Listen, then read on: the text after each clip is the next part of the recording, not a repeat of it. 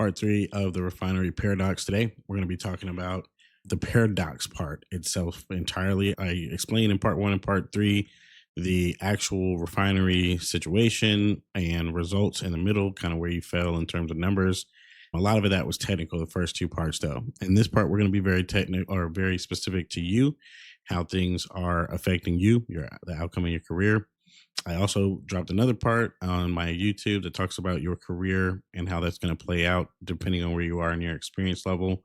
If you haven't checked that out as well, please take a chance. Go check that out. Link in the description or in the bio for wherever you're watching this. But today I'm going to be getting into, like I said, the actual refinery situation now, which covers who loses. And I want to be sure that we talk about why that's not random and what you're going to be able to do about it, right? So when it comes down to the economic theorems that are available now, you have a lot of post-techno-feudal information that's available. You have post-labor economics. That's a big championed idea.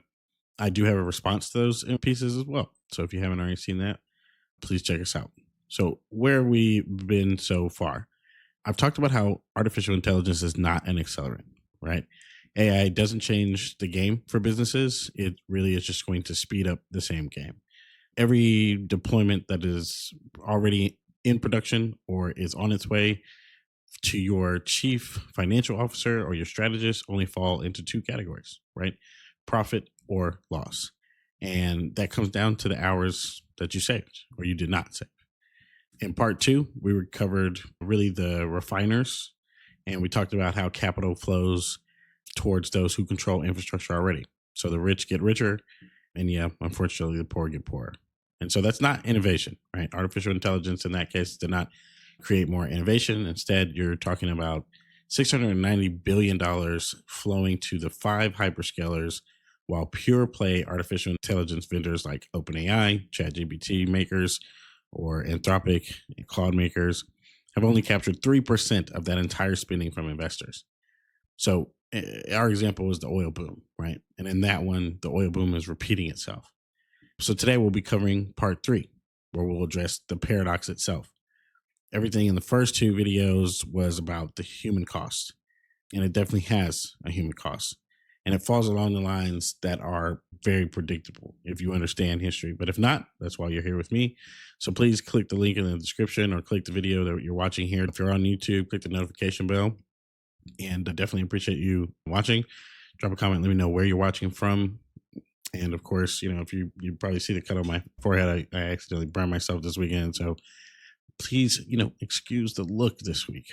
So again, in part 1, we specifically talk about how the game has not changed, right? In part 2, we talked about who's winning.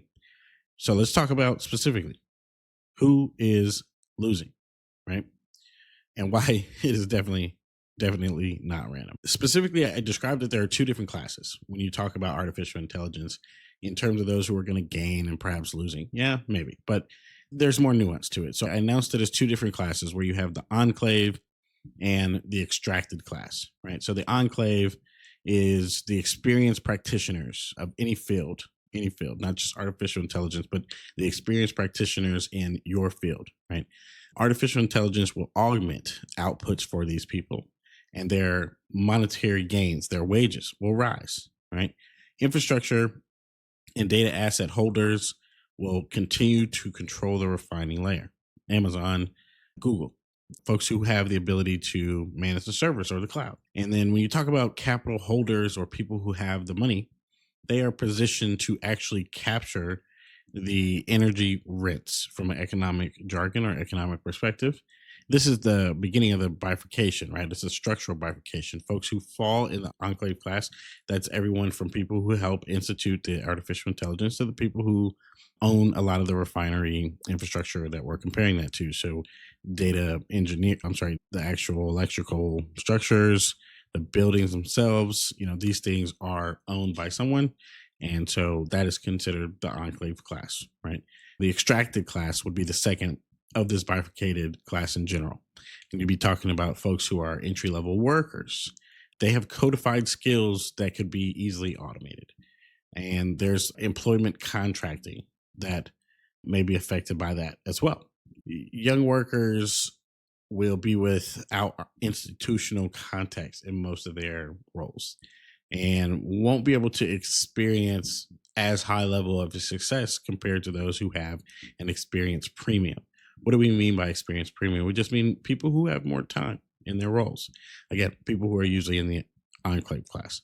And then there are communities without asset bases or capital market proximity that will facilitate the extracted classes loss, will increase how much they lose in the transition of goods and services from one population who used to use it a lot to the ones who now use it less. And so that you're talking about, for instance, consumption, right? People who consume DoorDash. A lot of people say, well, DoorDash may not make a lot of the money they've been making if the whole party is not, people who are using it are not buying as much Uber Eats or DoorDash. And the problem with that is it doesn't really matter because the people who have money will start to spend more money and DoorDash will change their business practices so they can facilitate as such. And the people who have money will spend more money on DoorDash and Uber Eats, right? And so the businesses won't idle, they'll continue to move in the same way. Let me give you some stats behind this, right? There's some data that's already being presented here on your screen. This is how I say the bifurcation is not theoretical. It is in the most previous quarters of American business and global work now. So workers 22 to 25 in artificial intelligence exposed roles, there's a 16% entry level employment decline as of 2026. I believe this is the Federal Reserve from Dallas that put this information out. There is a 16% entry level decline in employment for entry level employees. That is as of February 2026 from the Dallas Federal Reserve, right? So these numbers are real. Back to the screen here. Gen Z women, the ages of 16 to 24, unemployment has risen from 9.5% to 11.8%, according to the New York Post. As of March 9th, 2026, you are watching this video today, or if you're watching it when it comes out, it's March 16th, 2026. And so this is incredible, right? This is incredible. That is an incredible amount of folks who have become more unemployed in between Gen Z women 16 to 24 ages. That, you know, percentage wise, it may not seem like a lot, but the percent, that's hundreds of thousands of people who are being counted in that number. As of low education, poor health cohort, which of course feels like a derogatory classification, but it is trying to be accurate scientifically here. Those who are considered who have low education and have poor health expectations because of the cohort they live are 4 times more likely to be considered NEET. And we're going to take a chance to just look that up really quick because I actually have not had a chance to understand what does that mean. So the NEET classification, not in education, employment, or training. Okay. So 4 times more likely to be in that group. And right after that, it says 45,000 more tech workers lost jobs in the first 10 days of March, according to Tech Layoff Trackers, March 12th, 2026. College graduates, jobless rates hit decades high. Career News reporting, according to them, March 12th, 2026. Ireland youth unemployment, or the employment in tech and finance, is down 20%. That's a really big deal because the Irish Department of Finance and finance jobs in Ireland and engineering jobs are actually a really big employment structure for young people. So as of February 2026, employment is down 20%. You may not point to just specifically artificial intelligence. We have plenty of other current events and things happening, but this is directly related to what I have addressed in the theorem, that those in the exposed classes and the extracted classes are more likely to be unemployed or to lose their ability to just not be given a chance to interview, right? There's not necessarily mass layoffs just yet for this category alone, even for who we're looking at. But in the entry level classes, the people who do not have the experience premium, who do not come with 10 years experience already as they graduate from college, these folks are being discriminated against. they're being discriminated against in their jobs because it is being stated very obviously that, hey, artificial intelligence can do this thing. It is now starting to cause employment gains to be lost for this category. So, Ireland, again, youth employment is down 20% in the prime age group. So, the same economy, same time, the prime age group for them is up 12%. Their youth economy is down 20%. That's not a recession. There's two different things happening, right? That's a bifurcation. There's two different directions that's happening, and it's starting to take off. So, artificial intelligence rewards experience. We've been saying this for a while, right? Artificial intelligence rewards experience. Experienced workers are going to become more productive. Their value is going to rise, or at least their negotiating ability to capture those new wages should rise. Entry level workers, though, are going to find this harder to become harder to justify because a lot of the work that they're able to do without being trained in such a way so they become more effective is just being completely automated.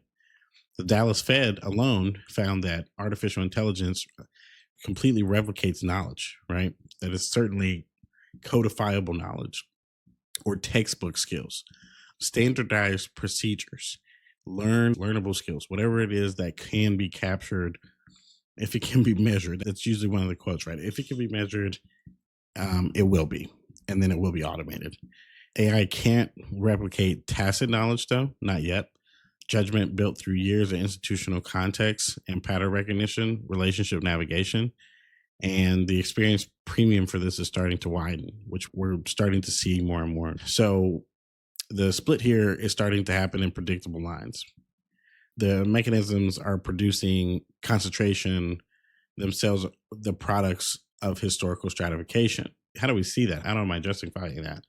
Well, the key barriers here are that there's digital infrastructure where you have broadband, computational power, AI adjacent education. These things will start to expand. There's the geographic proximity. There's the tech corridors versus the capital flight, the areas that will gain versus the ones that will just obviously naturally because they've not made investments or there's been geographical reasons that it wouldn't work there. Or the historical stratification through race, geographic location or class. And then, of course, capital market access, right? If you already own, invest, and have collateral, then this is a key barrier for people who can't get in. So all these places will expand. Each barrier starts to reinforce the cycles or the others in the cycle. So you have rich people get access to the artificial intelligence outcomes from like knowledge-based stuff first. ChatGPT, Cloud Access, the rest of that stuff is available in rich neighborhoods now, more than it is areas that struggle with just internet access today.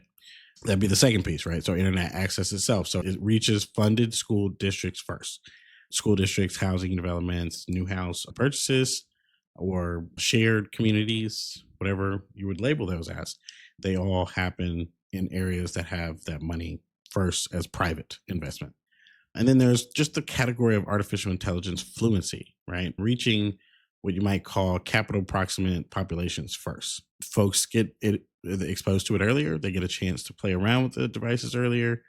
My children are already exposed quickly to a lot of this stuff, and it provides them an advantage, right? But those lines begin to get drawn specifically on race, geography, class, and proximity to capital, right? And every technological revolution as the history has produced this enclave first distribution. Whenever there is technology happening, it's not happening at the same time for everyone.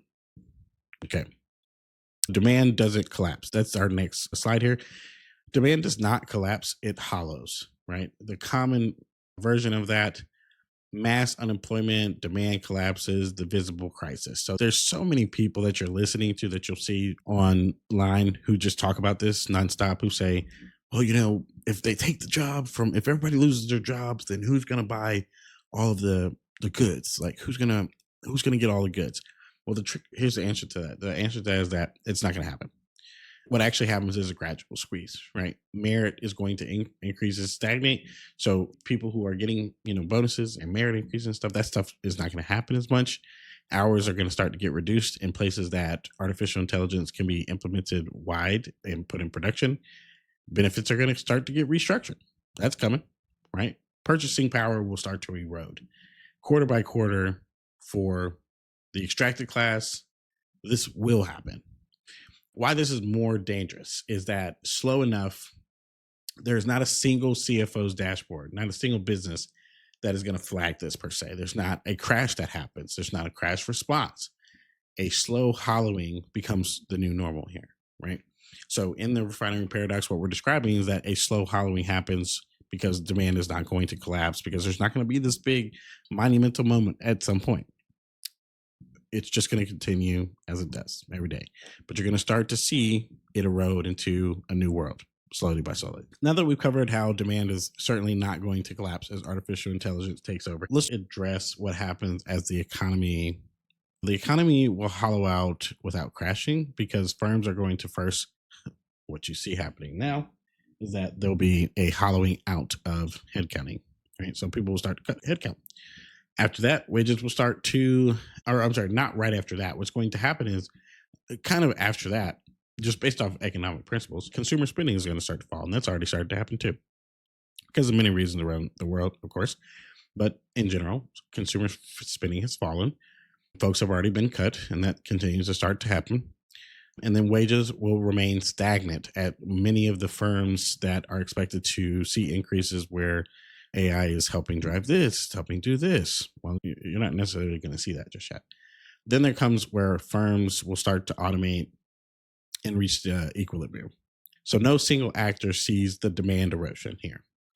Everyone's going to see their own metric improving. The economy finds equilibrium at a lower level of broad prosperity and a higher level of concentrated wealth.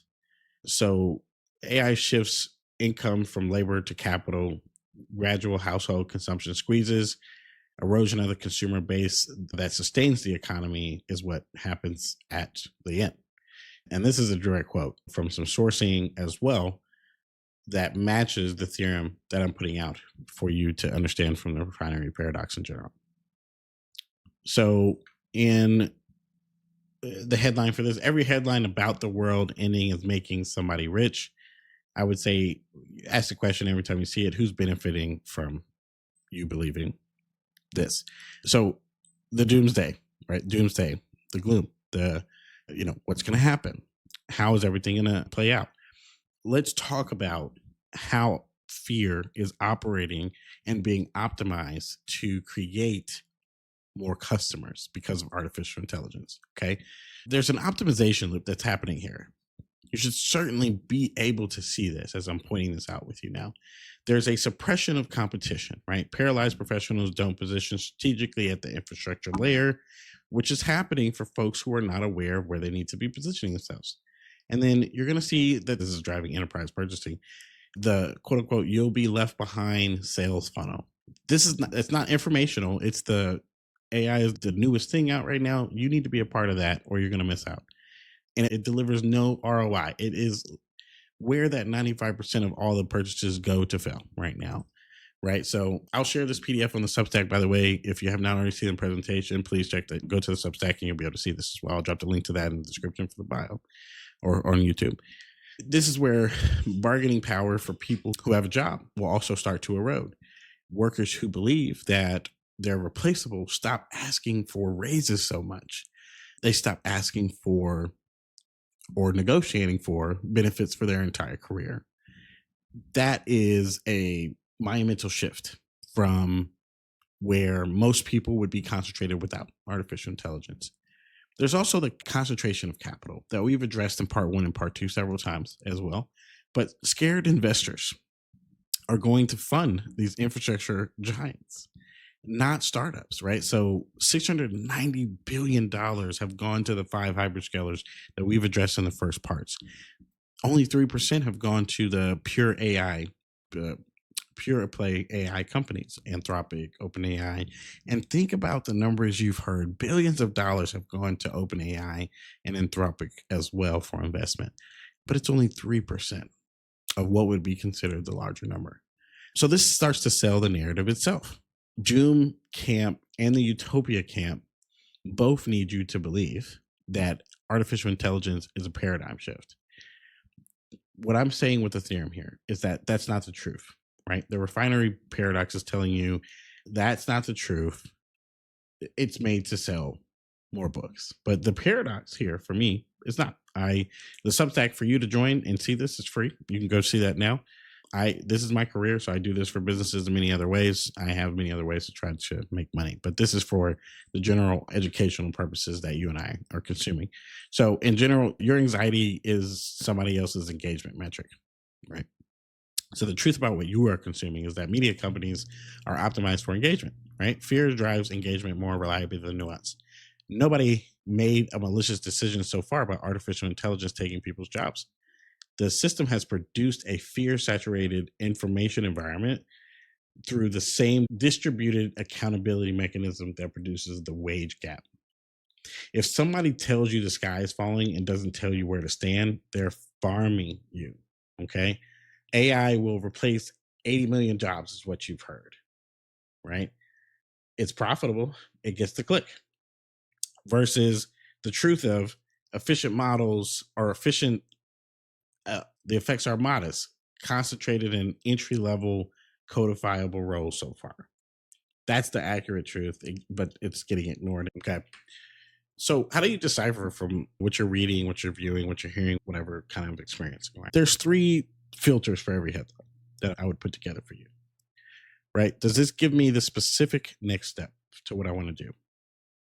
If it only produces anxiety with no action, it's engagement farming. Close at that. Right? That would be my information, especially when it comes to artificial intelligence. Number two would be, who profits from me believing this? Right? I would say track backward from the headline to the business model. Media profits from clicks, vendors profit from fear, influencers profit from course sales. The truth lives where nobody has a financial incentive to amplify it. And number three is like, does the data match the headline?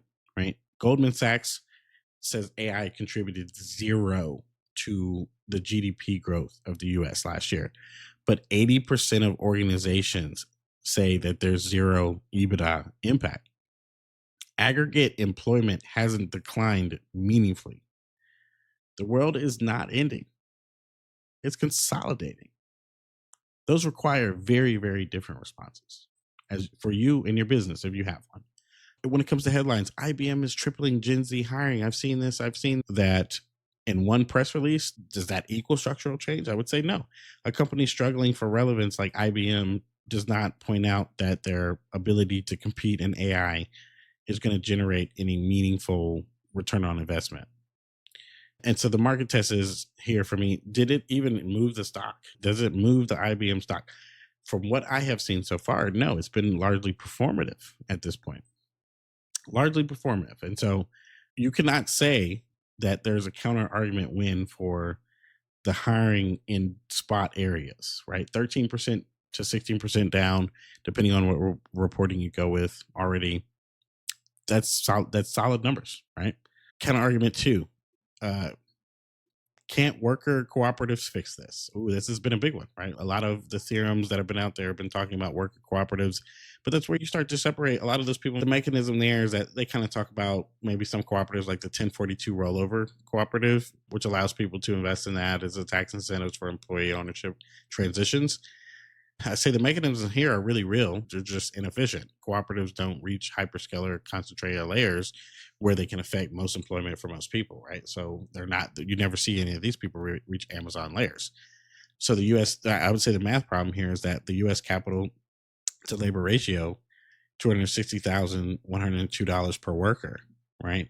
The workforce cannot finance high capital AI transitions. That's not a significant amount of money. Here is where I would say like founders of conventional firms capture all the rents, right? Cooperatives require sharing them. This disincentivize formation at the scale where it even matters. So that kind of argument to me feels like it was easily debunked, right? For anybody who may be following along, I've used oil in the refinery context for quite a while. I've heard that maybe the oil analogy can fail, right? Data can be copied. Yes, the data is non-rivalrous. Like, so unlike oil, data can be duplicated at near zero marginal cost. The theorem doesn't dispute this. I would say the claim is that refining capacity is what's rivalrous here. So computational infrastructure, energy density, analytical capability to extract that value, those are all certainly scarce and certainly capital intensive, which is why there's only five hyperscalers, all concentrating. So I would say check out again this on the Substack when I put this out for you to view in detail on the PowerPoints. But lastly, I would say for anybody who feels like I'm being deterministic, right? What about human agency? Well, the theorem here is not here to claim about change not being possible. I claim that nothing short of fundamental disruption in the world or how we do things to this operating philosophy will be able to historically produce something different. So I don't think that's pessimism. I think in my eyes, that's realism. There's quarterly optimization, there's distributed accountability, and then there's risk externalization. That's how corporate work is done for the last 50, 60 years. And unless you plan on telling investors that that's how we're going to change business, it's not going to work.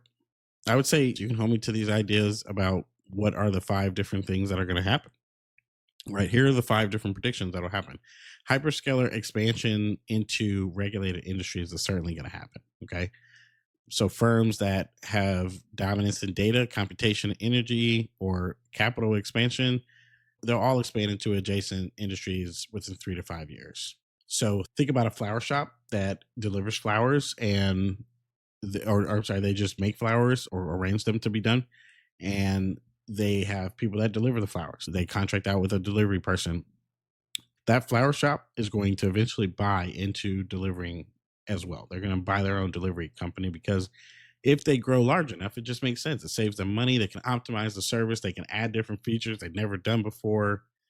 And so my argument is that's what you're going to see, right? But prediction two, you'll see a measurably bifurcated economy beginning now and certainly by 2030. So the post-labor transition is succeeded only in capital proximate enclaves, right? Extracted communities will experience an accelerated erosion along the predictable racial, geographic, and class lines.